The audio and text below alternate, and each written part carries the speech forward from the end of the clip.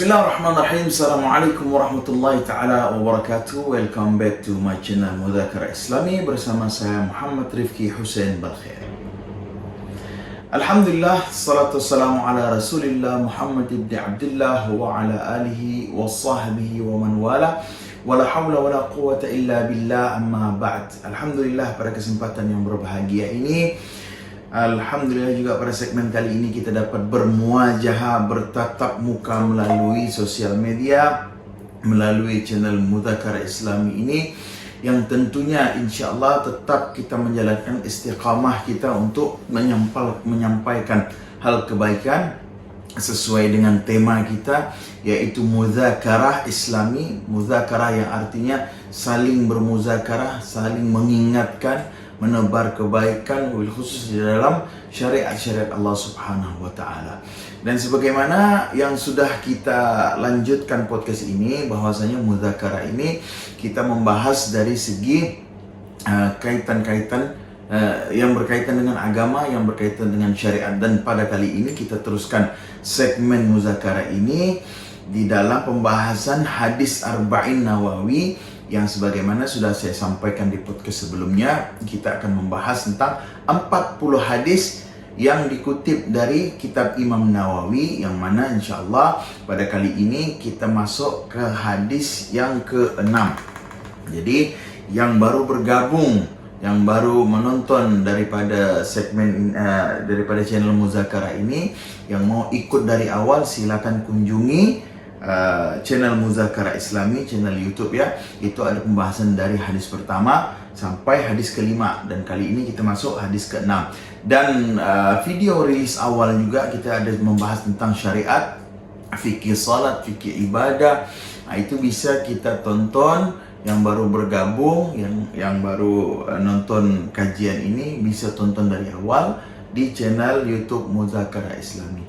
Dan sebelum saya memulai ini, mari kita dukung channel Mudzakarah Islami ini agar selalu berkembang dan istiqamah merilis video-video kajian-kajian yang dapat bermanfaat bagi kita dengan cara like, share, subscribe channel Mudzakarah Islami ya. Jadi share sebanyak-banyaknya, karena kita men-share channel ini, insya Allah kita juga membagikan kebaikan. Dan barang siapa yang membagikan suatu hal kebaikan, pasti mendapat ganjaran dari Allah Subhanahu wa Ta'ala ya.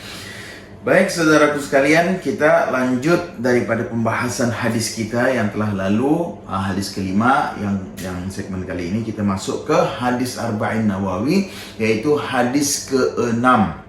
Jadi sebelum saya bahas, saya akan bacakan hadisnya dan saya akan bacakan artinya. Setelah itu insya Allah akan saya terangkan ya. Bismillahirrahmanirrahim. Al-hadis sadis, hadis ke-6.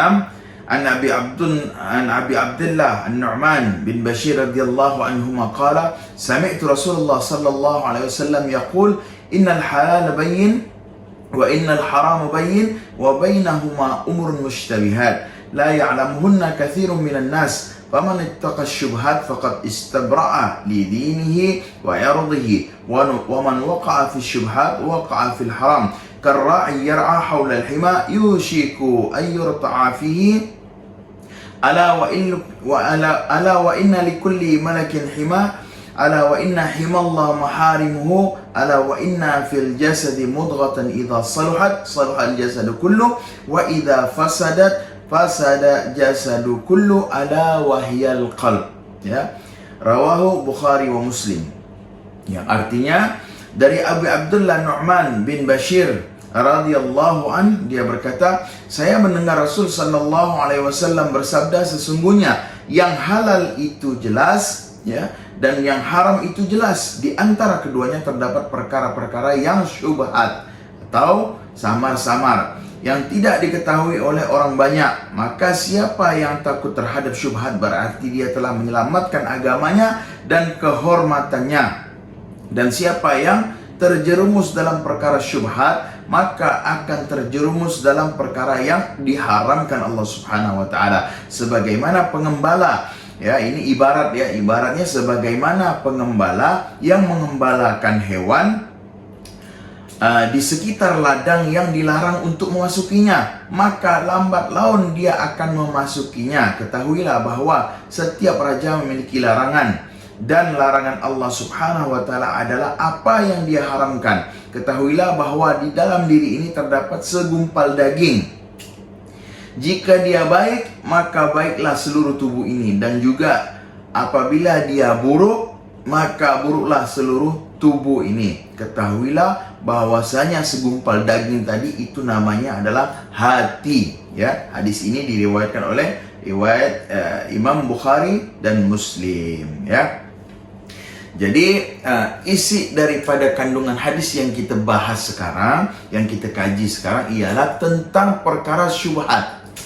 Tentang perkara syubhat. Mungkin di antara kita mungkin asing ataupun jarang mendengar perkara syubhat. Nah, ini sudah saya jelaskan di bab pertama, di bab awal-awal saya bikin video tentang fikih ibadah, fikih Islam, terus asas-asas hukum. Terus dalam agama Islam ini kan mengenal 6 perkara hukum.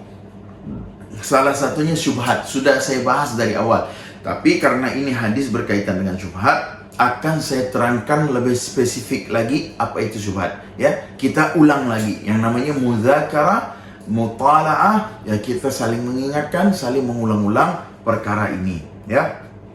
Jadi dimaksud daripada hadis ke-6 di sini bahwasanya Rasul sallallahu alaihi wasallam menjelaskan kita tentang apa itu syubhat, apa itu perkara syubhat.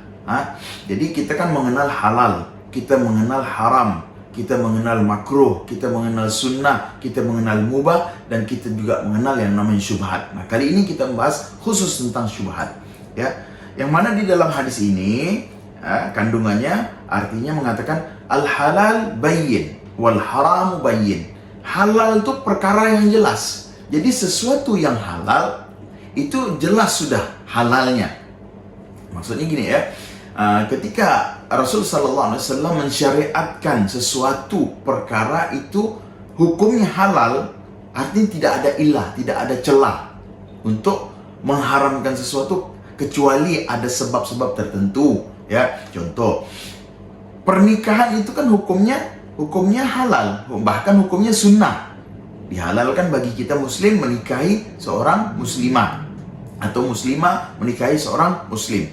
Halal. Dan itu hukumnya asal hukumnya sunnah. Akan tetapi pernikahan ini bisa menjadi haram dengan mendatangkan sebab. Apa sebabnya? Kalau kita menikahi seseorang wanita atau seorang wanita menikahi seseorang pria yang di luar daripada agamanya, maka menjadi haram hukumnya. Artinya halal haram itu jelas. Ya. Al-halalu bayyin wal haramu bayyin. Haram juga jelas. Apapun yang disyariatkan oleh Allah Subhanahu wa Ta'ala, ketika perkara itu menjadi haram, maka sudah jelas barang itu haram. Contoh khamar. Khamar itu minuman keras, minuman beralkohol, ya.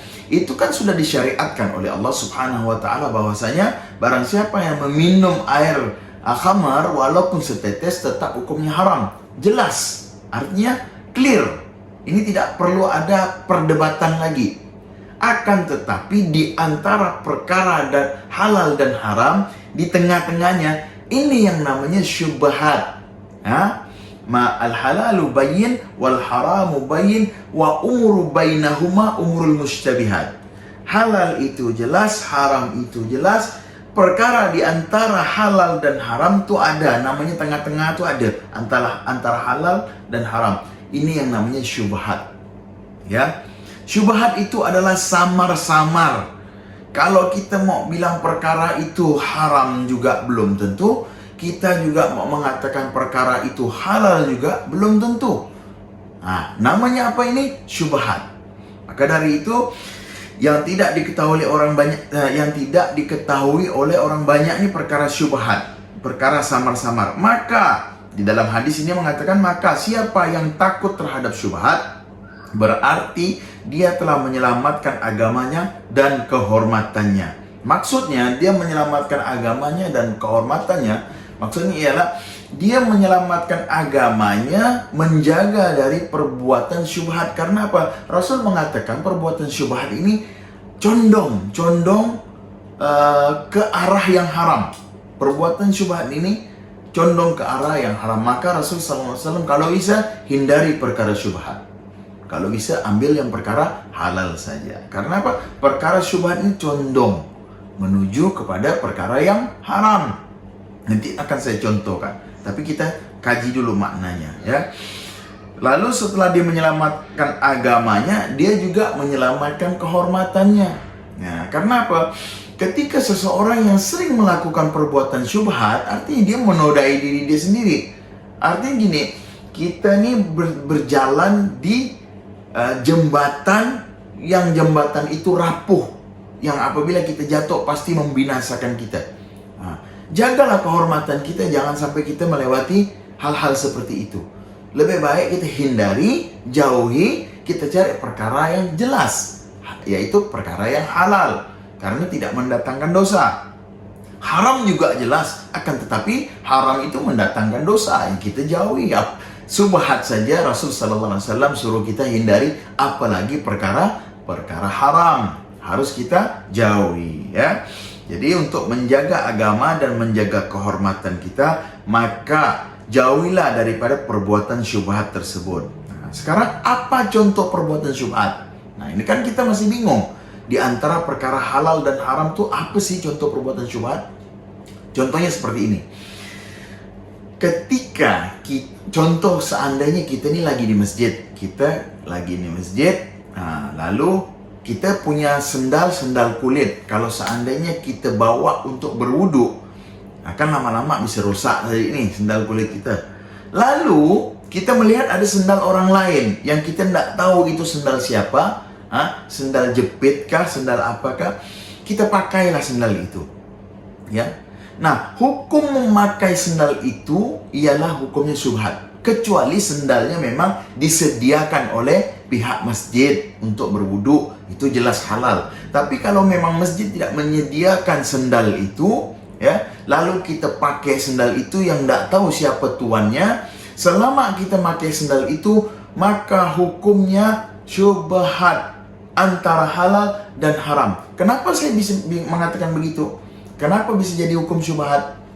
Karena begini, ketika si tuan yang punya sendal ini dan dia tahu sendalnya dipakai oleh orang lain tanpa izin dia, selama si tuan yang punya sendal itu ikhlas, rela, ridho sendalnya dipakai, maka hukumnya menjadi halal. Akan tetapi apabila sendal yang dipakai tadi, ya, orangnya tidak rela, tidak ikhlas dan tidak ridho, maka menjadi haram. Karena memakai pakaian yang punya orang yang tanpa izinnya dan orangnya tidak ikhlas, tidak ridho, maka hukum syubhat ini menggantung antara halal dan haram. Maka dari itu Rasulullah SAW hindari perbuatan syubhat, takut condong ke perbuatan haram. Nah, itu maksudnya. Kira-kira kawan-kawan TikTok faham enggak nih? Ataupun kawan-kawan muzakarah dapat memahami maksud syubhat enggak? Saya contohkan satu lagi yang gampang nih, ya, yang berkaitan dengan perkara syubhat. Kalau perkara halal kan jelas, artinya suatu yang dihalalkan oleh Allah apabila dikerjakan ya halal hukumnya.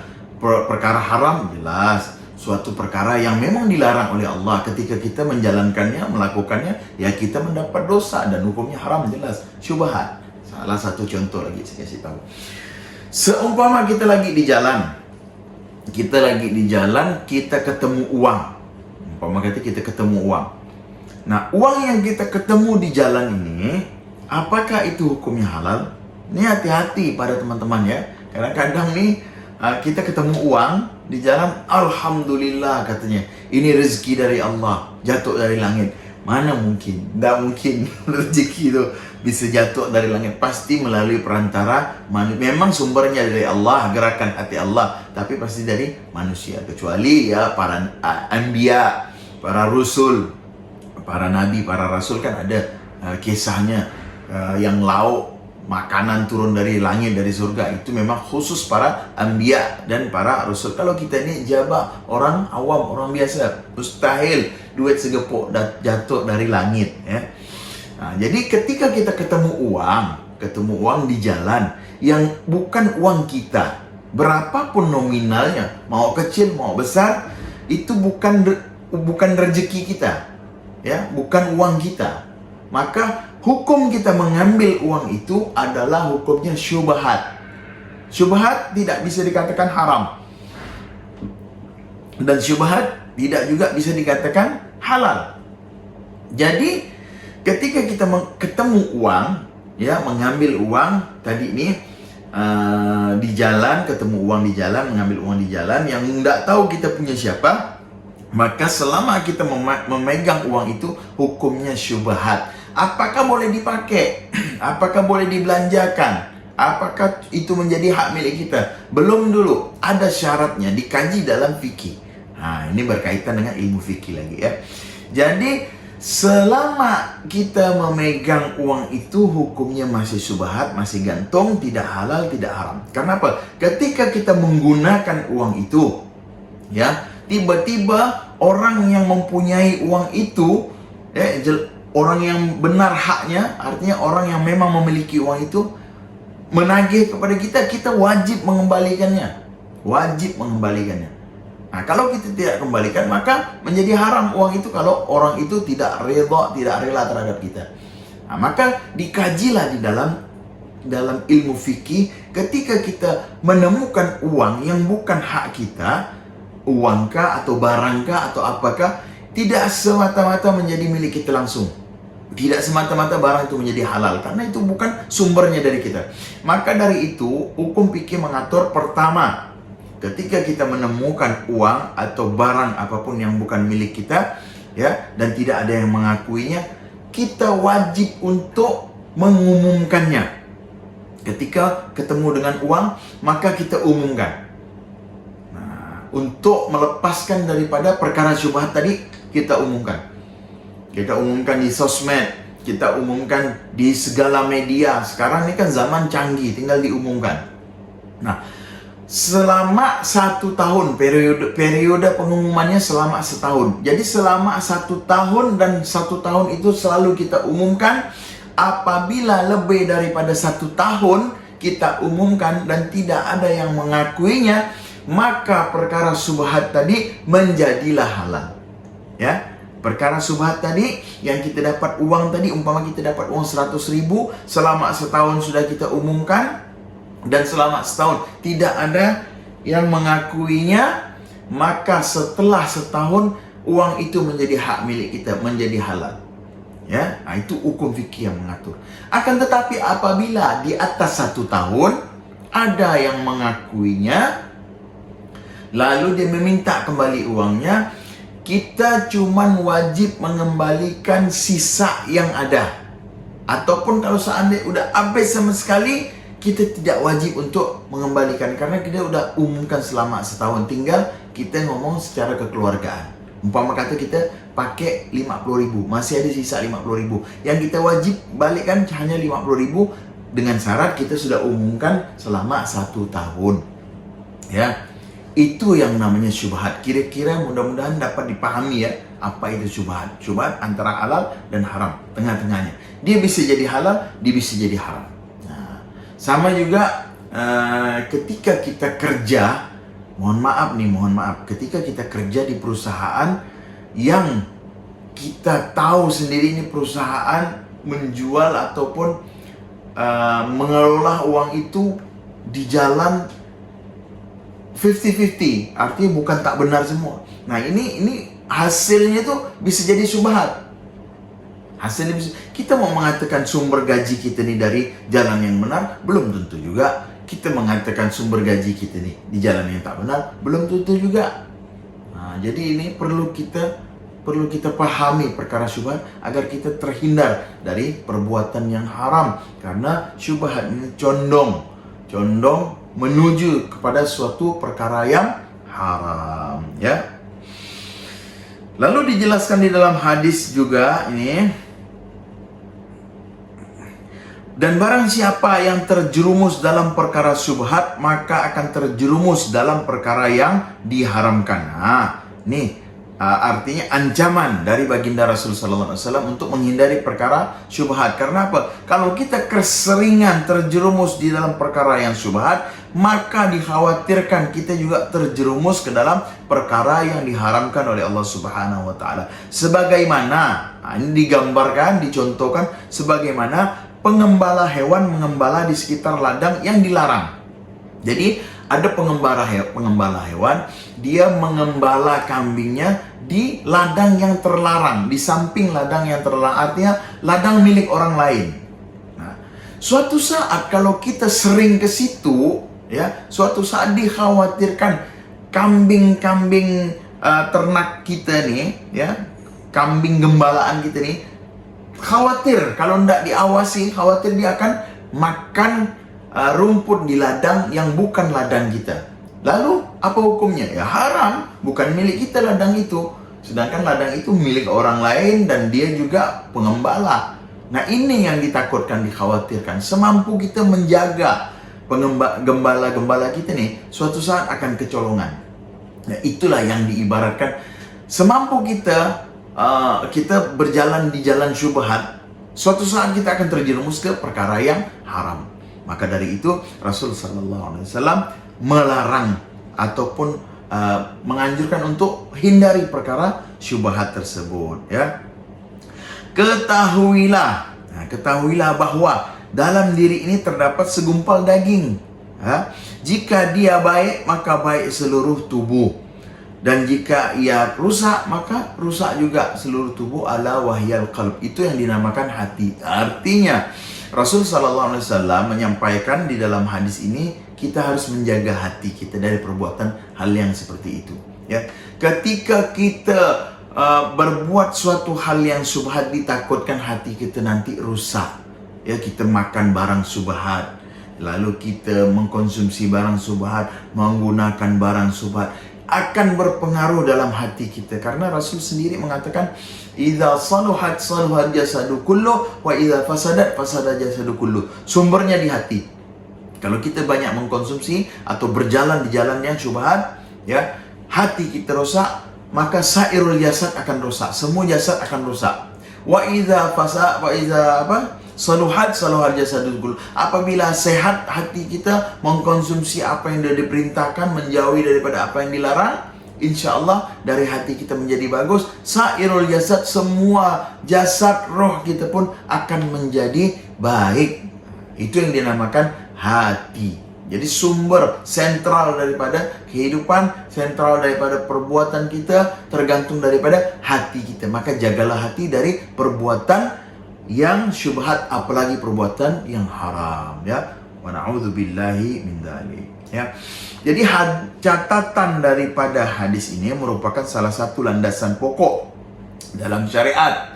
Nah, maka saya bilang, di dalam syariat, di dalam agama Allah Subhanahu wa taala ada 6 pokok asas agama yang menentukan suatu hukum. Ya, salah satunya ini, ya, ialah syubhat.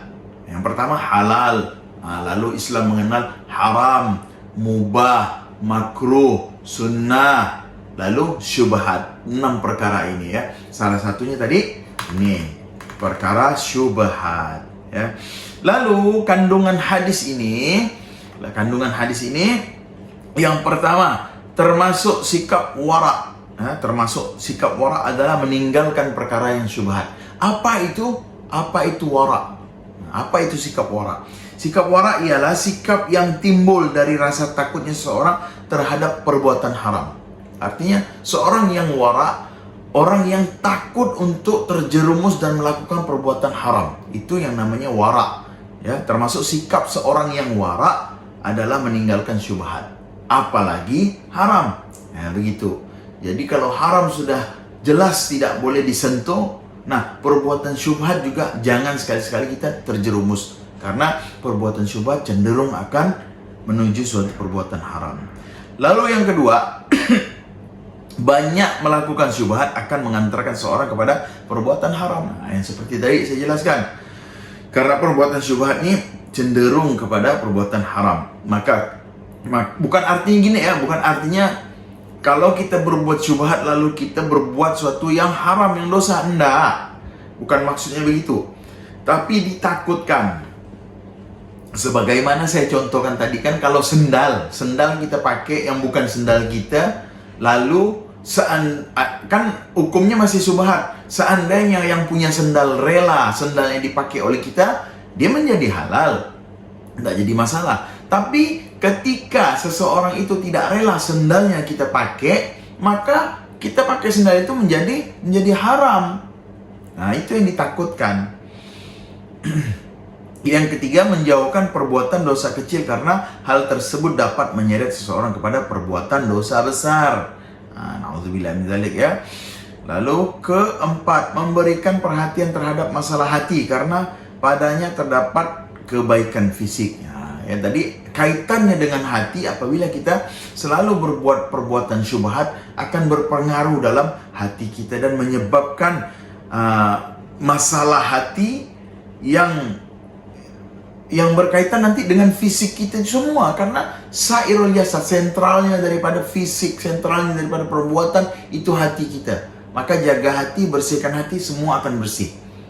Ini kalau kita berbuat syubhat, melakukan syubhat, takutnya hati kita akan rusak dan semua juga akan menjadi rusak. Lalu baiknya amal perbuatan anggota badan merupakan pertanda baiknya hati, ya yang saya jelaskan tadi ya. Jadi amal kita harus kita lakukan dengan amal-amal yang baik, melakukan perkara-perkara yang halal saja. Lalu yang keenam, pertanda ketakwaan seorang jika dia meninggalkan perkara-perkara yang diperbolehkan karena khawatir akan terjerumus kepada hal-hal yang diharamkan. Jadi kandungan hadis tersebut yang tadi ini sudah saya jelaskan, bahwasanya perjauhi perbuatan syubhat agar tidak terjerumus ke dalam perbuatan haram. Lalu selanjutnya, menutup pintu terhadap peluang-peluang perbuatan haram serta haramnya sarana dan cara ke arah sana, yaitu tadi sarana kah atau barang kah atau perbuatan kah yang berkaitan dengan syubhat nih, tutup peluang itu untuk kita lakukan agar terjauh daripada perbuatan-perbuatan yang tidak baik. Lalu yang kedelapan, yang terakhir, kandungan isi hadis ini ialah hati-hati dalam masalah agama dan kehormatan serta tidak melakukan perbuatan-perbuatan yang dapat mendatangkan prasangka buruk. Karena apa? Perbuatan syubhat ini bisa dapat mendatangkan prasangka buruk. Jelas ya. Seandainya kalau kita pakai sendal tanpa izin seseorang, walaupun akan kita balikkan kembali, tapi orang yang punya sendal itu pasti berprasangka, wah sendal aku dicuri. Ketika kita datang, nah inilah pencurinya. Padahal cuma minjam sebentar untuk wudhu, habis itu dibalikkan lagi. Tapi karena ini perkara syubhat, takutnya tadi mendatangkan masalah, perbuatan-perbuatan yang menjadikan kita ini berprasangka buruk terhadap orang yang melakukan syubhat. Lalu terus ketika orang mendapatkan uang di tengah jalan tadi, lalu orang yang punya tadi ini berprasangka buruk karena dia melakukan syubhat, berprasangka buruk bahwasanya uang aku ini pasti dicuri oleh orang itu tuh. Nah, jauhi perbuatan itu, ya. Jadi wallahu alam bisawab, rasa saya mudah-mudahan ya hadis ini dapat kita fahami, khususnya di bab syubhat ini, karena la ya'lamuhunna katsirun minan nas, banyak yang tidak tahu ya hukum daripada syubhat tersebut, sehingga banyak orang lalai terhadap perkara syubhat ini. Orang taunya halal, haram, makruh, sunnah, mubah, akan tetapi dia tidak memahami tentang syubhat. Maka dari itu fahamilah perbuatan syubhat agar kita terhindar daripada apa yang tadi saya sampaikan ya. Mudah-mudahan yang sedikit ini dapat bermanfaat, khususnya bagi diri saya sendiri dan penonton setia Muzakarah Islami ya. Kita dapat ilmu, kita amalkan sedikit-sedikit dan menjadi keberkahan bagi kita ya. Jadi untuk hadis ke-6 rasa saya cukup sampai di sini dulu tentang penjelasan dan maknanya. Insya Allah di segmen selanjutnya kita akan masuk ke hadis ke-7 ya, yang mana hadis ke-7 ini menerangkan tentang apa itu agama. Jadi Rasul SAW menjelaskan tentang apa itu agama. Jadi orang tuh harus beragama. Nah, wabil khusus agama Islam. Ya, nanti insya Allah di hadis ke-7 saya akan terangkan di segmen selanjutnya, di video selanjutnya. Jadi sampai di sini dulu, kurang dan lebihnya mohon maaf apabila ada khilaf kata, apabila ada kesalahan, ilmu yang kurang mohon dimaafkan karena saya adalah seorang manusia yang tidak luput dari salah. Dan saya harapkan kepada penonton Muzakara Islami ini, mari kita dukung channel Muzakara Islami, channel YouTube dengan cara subscribe, like, komen, dan share sebanyak-banyaknya. Karena apa? Semakin banyak kita share kebaikan, insya Allah Allah akan membalas daripada ganjaran kebaikan tersebut. Ya. Saya Muhammad Rifki Husain Balkhair mengucapkan banyak terima kasih. Billahi taufiq wal hidayah wal ridha wal inayah. Assalamualaikum warahmatullahi taala wabarakatuh.